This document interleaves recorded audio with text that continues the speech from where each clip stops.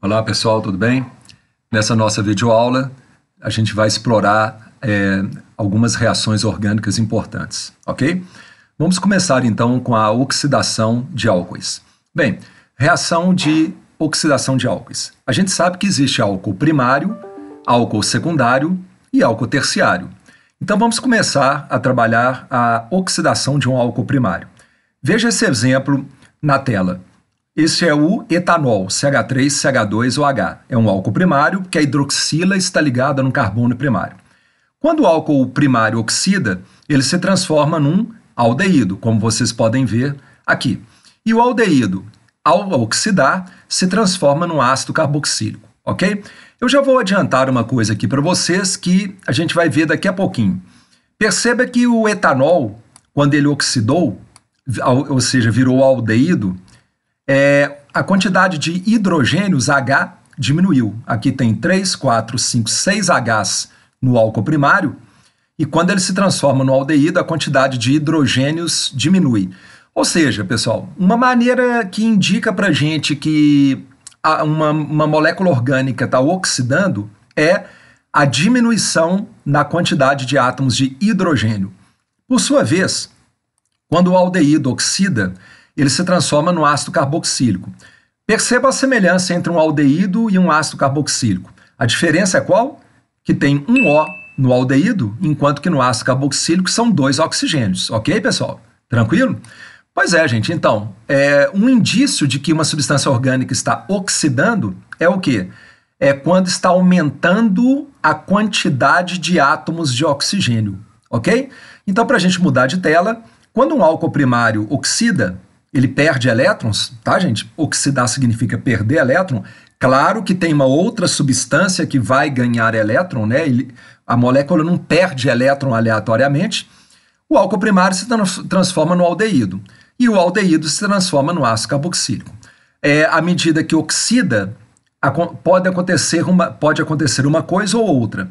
Ou diminui a quantidade de hidrogênios ou aumenta a quantidade de oxigênios, ok? Bem, nessa tela a gente vai explorar a oxidação do álcool secundário. Então vamos lá? Quando o álcool secundário oxida, o que é álcool secundário? Hidroxila ligada num carbono secundário, ok? Quando o álcool secundário oxida, se transforma em quem? Numa cetona. Ok, pessoal? Vamos lembrar do que a gente acabou de falar? Aqui no álcool secundário, vamos treinar o nome, propan-2-ol, porque o OH está ligado no carbono 2. Existem 3, 6, 7, 8 Hs. E quando essa molécula oxida, a quantidade de H diminui. Na cetona, você tem 6 hidrogênios. Tudo bem que a quantidade de oxigênio permaneceu a mesma.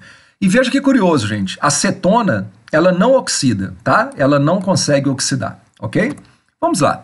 O álcool terciário é interessante, porque ele não consegue oxidar. Veja bem, aqui está a molécula chamada, né?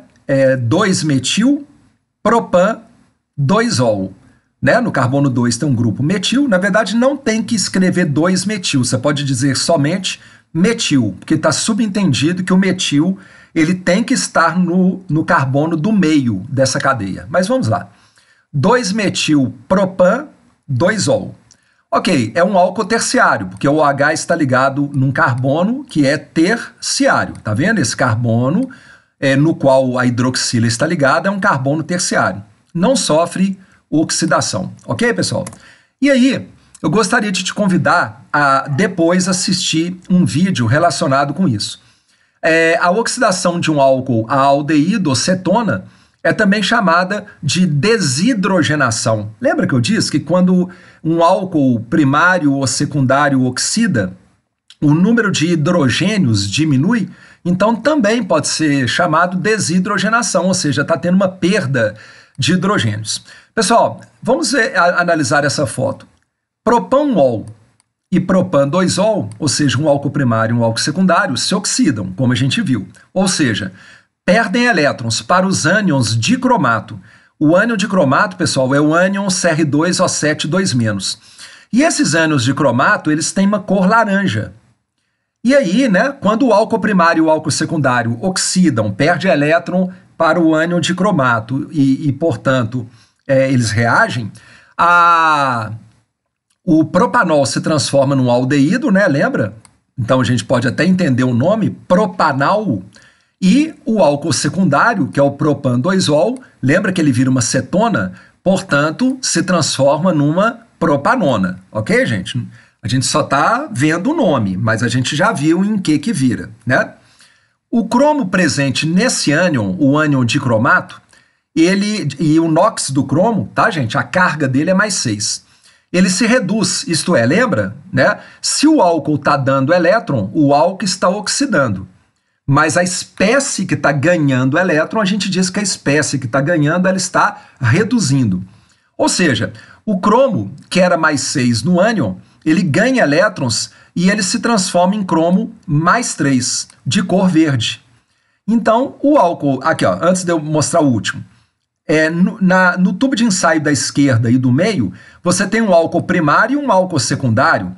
Eles sofrem oxidação. Eles deram elétron para o ânion dicromato de cor laranja. Então, eles reagiram. O ânion dicromato, por sua vez, ao ganhar elétron, né, o cromo, que é mais 6, passa a ser mais 3. Ou seja, reduziu, ganhou elétron.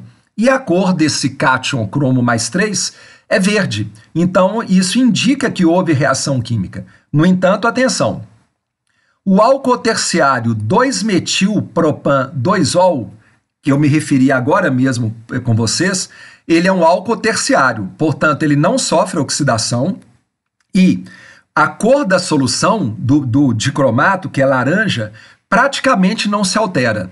Você deve estar achando engraçado que você está vendo aí uma cor amarelada, gente, é porque, de uma certa maneira, ao colocar o álcool junto com a solução do dicromato, há uma certa diluição da cor, mas decididamente está muito longe essa cor de ser verde, né? Gostaria muito que vocês acessassem esse link no YouTube para assistir um vídeo que é esclarecedor, ok, pessoal? Muito bem. Agora, a gente vai analisar o que vem a ser redução. Porque, na verdade, se você entender o que é uma oxidação, você vai entender a redução, porque redução é o contrário da oxidação. Generalizações. Na oxidação, isto é, oxidar é perder elétron, né? A quantidade de oxigênios aumenta, lembra que a gente falou? Ou então, a quantidade de hidrogênios diminui. A gente já explorou agora mesmo. Ora, gente, então, vamos trabalhar a redução, que é o fenômeno contrário à oxidação. Na redução, isto é, ganho de elétrons, quem reduz ganha elétrons, a quantidade de oxigênios é que diminui. E a quantidade, né, ou a quantidade de hidrogênios aumenta. Pode parecer confuso, pessoal? Vamos analisar aqui as equações, tá? Mas antes de analisá-las, eu gostaria só de avisá-lo que, às vezes, o símbolo da oxidação, eles colocam o símbolo O dentro de um colchete. É uma maneira de expressar a oxidação. E a redução é simbolizada com um H dentro do colchete.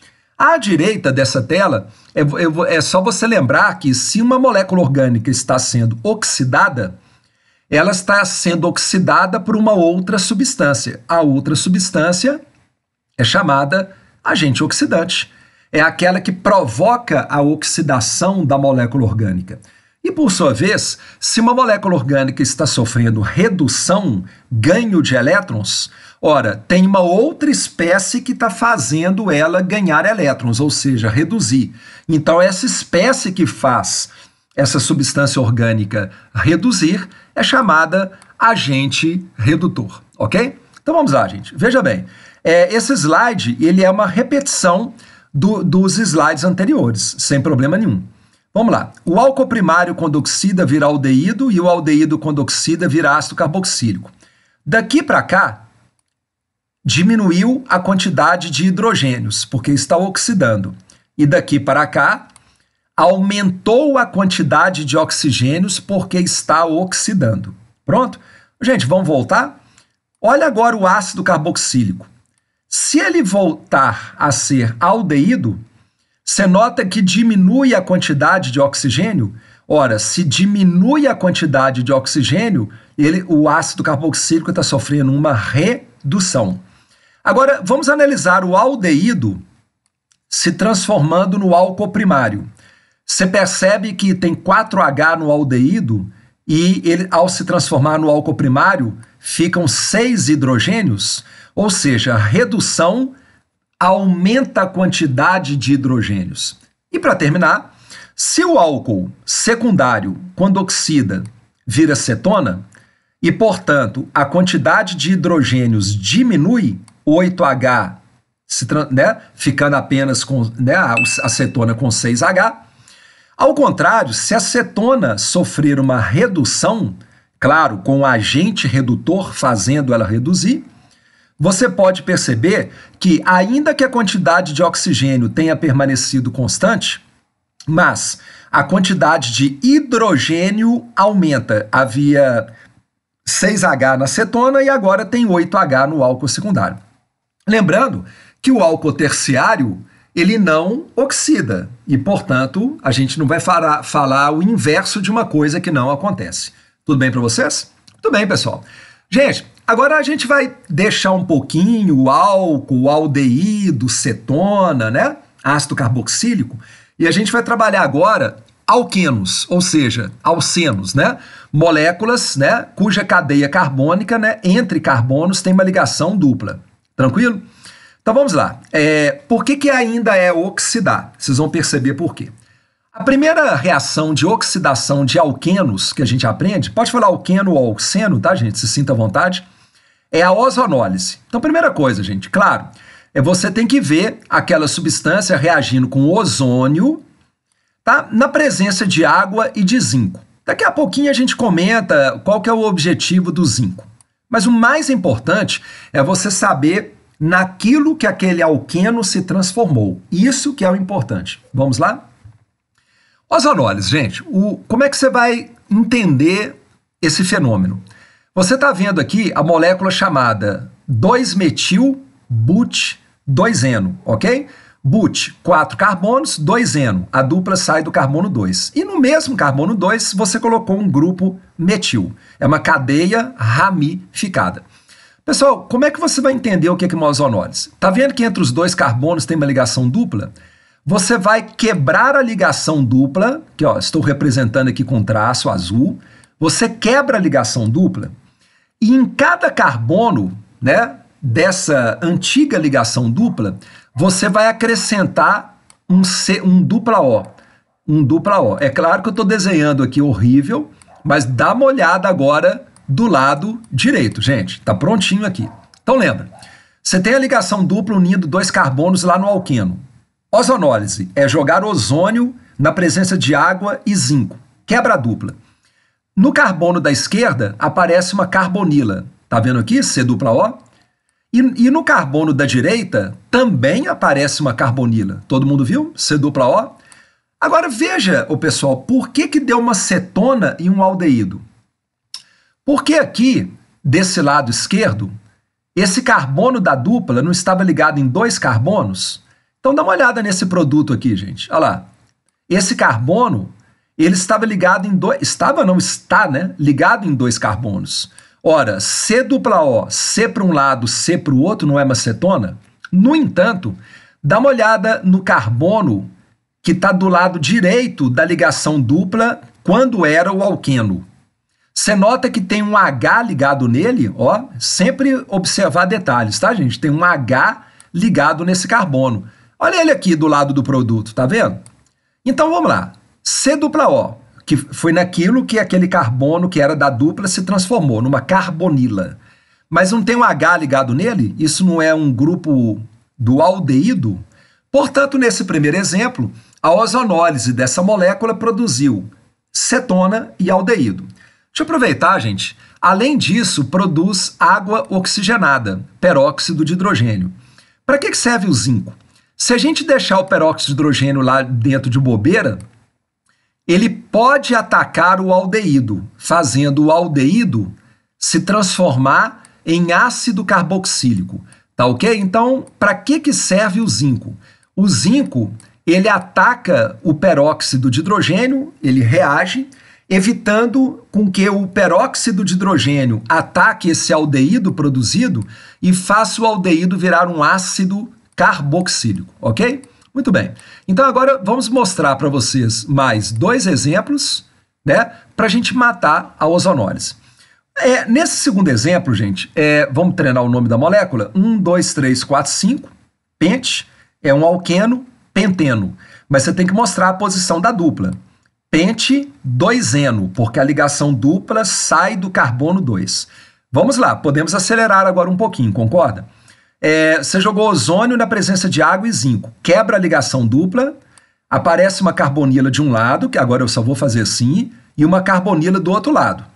Tudo bem, gente? Então aqui, dá uma olhada nos produtos formados. Então você entendeu que pelo fato de ter um hidrogênio aqui nesse carbono, tá vendo ele aqui? Então formou-se um aldeído, vamos treinar o nome? Etanal. E desse lado também, pelo fato de ter um hidrogênio ligado, perdão, marquei errado, pelo fato de ter um hidrogênio, ok, gente? Aqui, ó, tô reforçando. Pelo fato de ter um hidrogênio ligado neste carbono, também do lado direito aparece uma molécula que é um quê?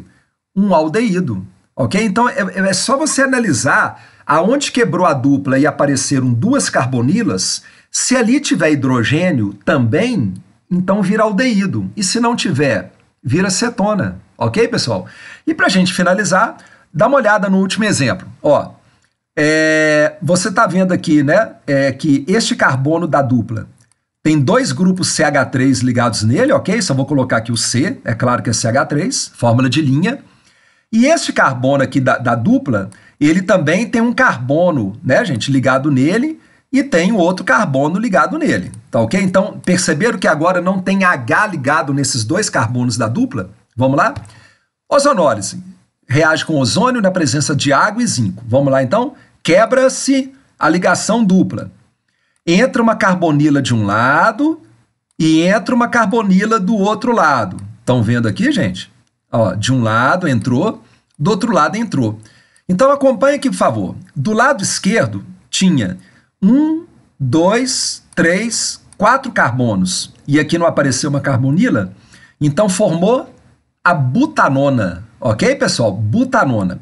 E do lado direito não tinha um carbono, mais o carbono que era da dupla, mais o outro carbono. Aqui não vira uma cetona também. Então apareceu quem? A propanona.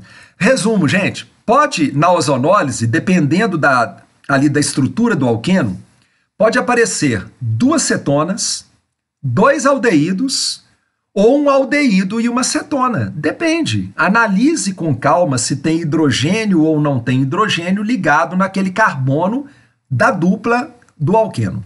Ok, pessoal? Tranquilo aí? Então vamos lá. Bom, gente, para a gente finalizar a parte da oxidação dos alquenos, veja bem, a oxidação enérgica, eu vou te ensinar uma maneira de você começar bem e só no final ter um detalhe a mais comparado com a ozonólise. Você vai ver qual é a diferença de ozonólise e oxidação enérgica. Quer ver? Vamos lá. Vamos ao exemplo de cara. Você tem aqui, de novo, a mesma molécula do slide anterior, o 2-metil-but2-eno. Então vamos lá. Oxidação enérgica, lembra que a gente representou com a gente disse, né, que pode representar com o símbolo O dentro de um colchete? Então, significa que vai ter um agente oxidante que vai oxidar o alqueno. Nesse caso aqui, gente, você pode usar permanganato de potássio em meio ácido ou dicromato de potássio em meio ácido. Não vamos preocupar muito com o agente oxidante. Vamos nos preocupar mais com o produto que é gerado quando aquele alqueno sofre oxidação. Pode ser? Então vamos lá. Como é que é mesmo que a gente aprendeu na ozonólise? Quebra a dupla, entra uma carbonila de um lado e entra uma carbonila do outro lado. Eu convido vocês a olharem para os produtos formados, pessoal. Vocês vão ver uma pequena diferença. Do lado esquerdo, lembra? Não tinha hidrogênio ligado no carbono, então se transformou em quê? Numa cetona. A gente viu ali atrás. Porém, galera, do lado direito, Se fosse uma ozonólise, não teria produzido um aldeído CH3COOH. Quando disser oxidação enérgica, pense que o aldeído ele não fica ali, ele se transforma e se transforma em quem? Num ácido carboxílico. Moral da história, gente, qual que é a diferença de ozonólise e oxidação enérgica? Na ozonólise é possível produzir aldeído. Na oxidação enérgica, o aldeído, ainda que ele apareça ali como um intermediário, ele sofre uma nova oxidação e se transforma em quem? Num ácido carboxílico. Esta que é a grande diferença. Pessoal, para a gente finalizar, um detalhe aqui para vocês, que é um detalhe, uma curiosidade. Veja bem esse próximo exemplo, a molécula de propeno. Então vamos lá, vamos agir como a gente está agindo. Tema dupla, você está oxidando energicamente. Então quebra a dupla, tá vendo aqui, ó, do lado esquerdo tem um H ligado no C. Então lembra, viraria um aldeído, né, porque aqui vai entrar uma carbonila, viraria um aldeído se fosse ozonólise. Mas como é uma oxidação enérgica, essa parte da molécula se transforma num ácido carboxílico. Tá coerente com esse exemplo de cima. Agora a novidade, pessoal, você poderia pensar que do lado direito aqui, né? Aqui, ó, tem dois Hs ligados no C, não é verdade? Ô, gente, sem me delongar muito, vai entrar uma carbonila aqui, né? Então produz HCOOH, né? Mas essa molécula ela é convertida em H2CO3, que é o ácido carbônico, lembra lá do seu primeiro ano de química, do seu segundo ano de química, H2CO3, um ácido carbônico, tem a ver com pH do sangue, tem a ver com a chuva ácida causada pelo CO2, que a gente considera que é uma chuva ácida que não é danosa. Estão lembrando do ácido carbônico? Enfim, gente, o ácido carbônico ele é instável e, portanto, ele se decompõe em CO2 e água. Ok? Então eu vou ler com vocês para a gente encerrar a oxidação dos alquenos, pode ser? Quando a ligação dupla se encontra na ponta da cadeia, o CH2 terminal se transforma em ácido carbônico, que pelo fato de ser instável se decompõe em CO2 e água. Ok, pessoal? Então é isso aí, né? Nessa videoaula a gente abordou algumas reações orgânicas importantes. A gente vai dar andamento, né, nessas reações orgânicas. São todas importantes porque elas nos indicam que as substâncias químicas elas reagem e a gente, a partir disso, dessa característica, a gente consegue obter novas substâncias químicas que são essenciais, né? Na indústria, para a medicina, na confecção de plásticos, de polímeros, enfim, né? Tem tanta coisa aí para a gente fazer com química orgânica, tá? Aguardo vocês, então, na próxima videoaula. Muito obrigado e até breve.